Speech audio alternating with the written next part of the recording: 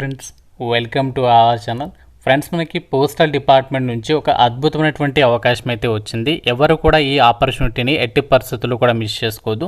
ఎందుకంటే ఇక్కడ మనకి అందరికీ అవకాశం కల్పిస్తున్నారు. అంటే 10th ఫెయిల్ అయిన వాళ్ళు అప్లై చేసుకోవచ్చు, 10th పాస్ అయిన వాళ్ళు కూడా అప్లై అయితే చేసుకోవచ్చు. మినిమం మీకు 18 సంవత్సరాలు ఉంటే సరిపోతుంది. ఇంట్లో ఉండే ఒక వర్క్ అనేది చేసుకోవచ్చు. ఎటువంటి ఎక్స్పీరియన్స్ కూడా అవసరం లేదు. ఈ యొక్క రిక్రూట్మెంట్కి సంబంధించి మనకి జస్ట్ 14 డేస్లోనే మిమ్మల్ని సెలక్షన్ చేసి మిమ్మల్ని ఎంపిక కూడా చేస్తున్నారు.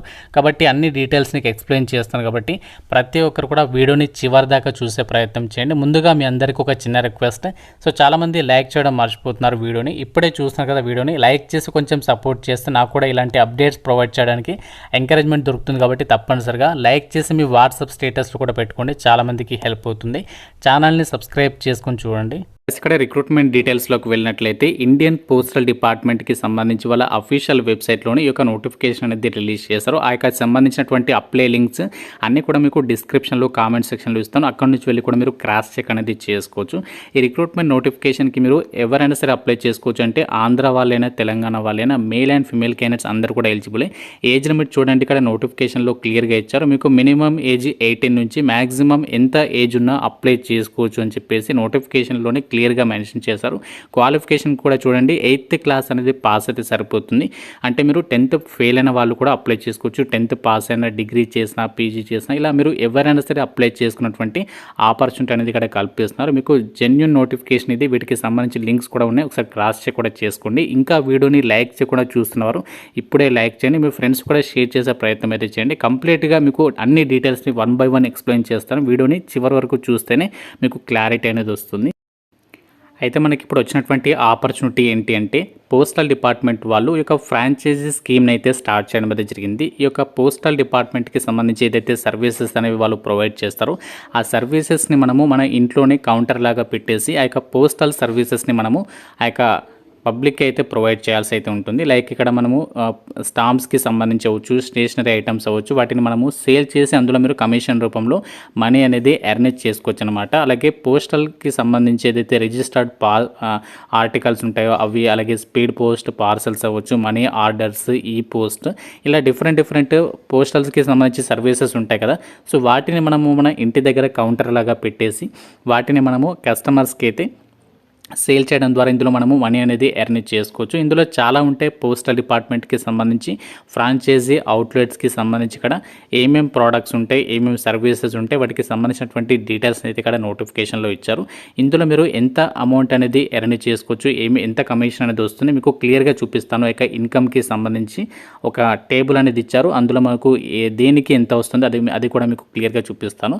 అయితే ఈ రిక్రూట్మెంట్కి ఎవరు ఎలిజిబుల్ అంటే, ఎవరైతే అన్ఎంప్లాయిడ్స్ ఉన్నారో, అంటే ఏం జాబ్ లేకుండా స్టడీ అనేది కంప్లీట్ చేసుకొని ఖాళీగా ఉన్నారు, సో వాళ్ళందరూ కూడా ఎలిజిబుల్ అన్నమాట. అంటే ఆల్రెడీ జాబ్ చేస్తున్న వాళ్ళు కాకుండా అన్ఎంప్లాయిడ్స్ అందరూ కూడా ఈ రిక్రూట్మెంట్కి అయితే అప్లికేషన్స్ పెట్టుకోవచ్చు. మేల్ క్యాండిడేట్స్, ఫిమేల్ క్యాండిడేట్స్ ఇద్దరికి కూడా ఛాన్స్ ఉంది. ఎలాంటి ఎక్స్పీరియన్స్ ఏమీ అవసరం లేదు. జస్ట్ మీరు నార్మల్గా చదవడం, అంటే లైక్ మీరు 10th ఫెయిల్ అయినా పర్వాలేదు, 10th క్లాస్ పాస్ అయినా పర్వాలేదు. దీనికి సంబంధించి ఎలాంటి కండిషన్స్ అనేవి ఏమీ లేవన్నమాట. ఇక్కడ ఎవరు అప్లికేషన్ చేసుకోవచ్చు, కంప్లీట్ ఇన్స్ట్రక్షన్స్ ఇచ్చారు. Individual as well as institutions or organisations other entitles like corner shops. So corner షాప్స్కి సంబంధించి ఉన్న వాళ్ళకి పాన్ వాలర్స్, కిరాణా వాలర్స్, స్టేషనరీ షాప్స్ అవ్వచ్చు, స్మాల్ షాప్ కీపర్స్ అవ్వచ్చు. సో ఇలాంటి వాళ్ళకి ఏంటంటే ప్రిఫరెన్స్ అనేది కల్పిస్తున్నారు. సో మీరు ఇక్కడ ఏదైతే మీ ఏరియాలో ఉంటారో ఆ ఏరియాలలో మీరు ఒక కౌంటర్ లాగా పెట్టేసి ఒక పోస్టల్ శాఖకి సంబంధించి ఏదైతే సర్వీసెస్ ఉంటాయో సో ఆ సర్వీసెస్ని మీరే ప్రొవైడ్ చేయొచ్చు అనమాట.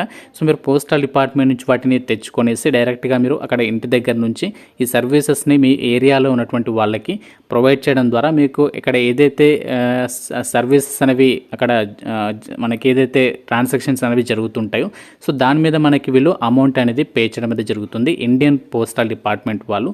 సో దీనికి సంబంధించి ఇక్కడ సెలక్షన్ ప్రాసెస్కి సంబంధించి డీటెయిల్స్ కూడా ఇక్కడ చూడండి. ఎవరైతే అప్లికేషన్స్ పెడతారో అప్లికేషన్స్ పెట్టిన తర్వాత 14 days లోపు మీకు సెలక్షన్ ప్రాసెస్ అనేది కంప్లీట్ చేస్తాము అని చెప్పేసి ఇక్కడ రిక్రూట్మెంట్ డీటెయిల్స్లోనే చెప్తున్నారు. కాబట్టి మీకు ఎక్కువ టైం అయితే తీసుకోరు, చాలా త్వరగా సెలక్షన్ ప్రాసెస్ కూడా కంప్లీట్ అయితే చేస్తారు.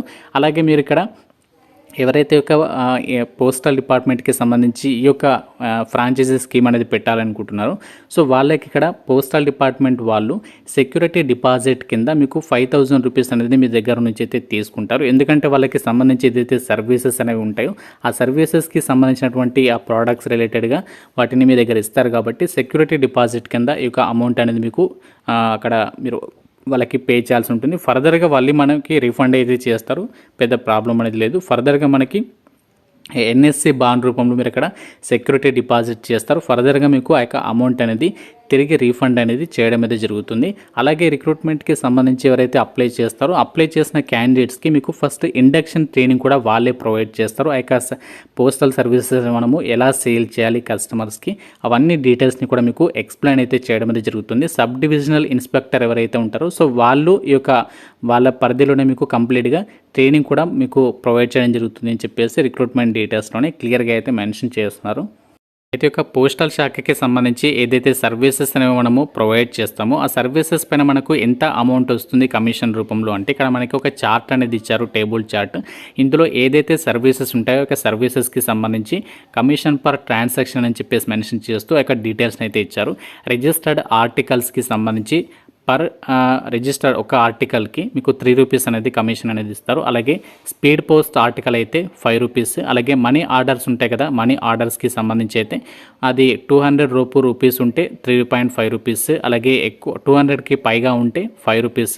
అలాగే రిజిస్టర్డ్ ఆర్టికల్స్ అలాగే speed post article beyond 1000 articles అయితే 20% అడిషనల్ కమిషన్ అనేది ఇస్తారు. అలాగే పోస్టల్ స్టాంప్స్కి సంబంధించి స్టేషనరీ ఐటమ్స్ అలాగే రిటైల్ సర్వీసెస్ రెవెన్యూ స్టాంప్స్ అలాగే ఇతరత్ర ఉంటాయి కదా, అలాగే స్పీడ్ పోస్ట్ పార్సల్స్కి సంబంధించి రిజిస్టర్డ్ పార్సల్స్కి సంబంధించి ఆ యొక్క అమౌంట్ని బేస్ చేసుకొని మీకు అందులో పర్సంటేజ్ అనేది ఇవ్వడం అనేది జరుగుతుంది. ఈ విధంగా చాలా రకాల సర్వీసెస్ అనేవి మనము ఈ యొక్క పోస్టల్ ఫ్రాంచైజీ స్కీమ్ ద్వారా మనము మనీ అనేది ఎర్న్ చేసుకోవచ్చు. మీరు రెగ్యులర్గా కనుక మీ సర్వీసెస్ మీ ఇక్కడ ఏరియాలో ఉన్నటువంటి కస్టమర్ బేస్ని డిపెండ్ చేసుకొని మనకి అప్ టు 25,000 వరకు ఇందులో మనీ అనేది మీరు ఎర్న్ చేసుకోవచ్చు అన్నమాట.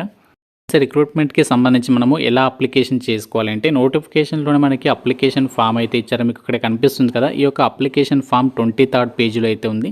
అప్లికేషన్ ఫామ్ అనేది కంప్లీట్గా మీరు ఫిల్ చేసేసి అక్కడ మీ ఏరియాలో ఉన్నటువంటి పోస్ట్ ఆఫీస్కి వెళ్ళేసి అక్కడ అప్లికేషన్ ఫామ్ ఇస్తే సరిపోతుంది. ఎలాంటి ఫీ లేదు, అలాగే ఎటువంటి ఎక్స్పీరియన్స్ కూడా అవసరం లేదు. లాస్ట్ డేట్ కూడా ఏమీ లేదు, మీరు డైరెక్ట్గా అప్లికేషన్ ఎప్పుడైనా పెట్టుకోవచ్చు.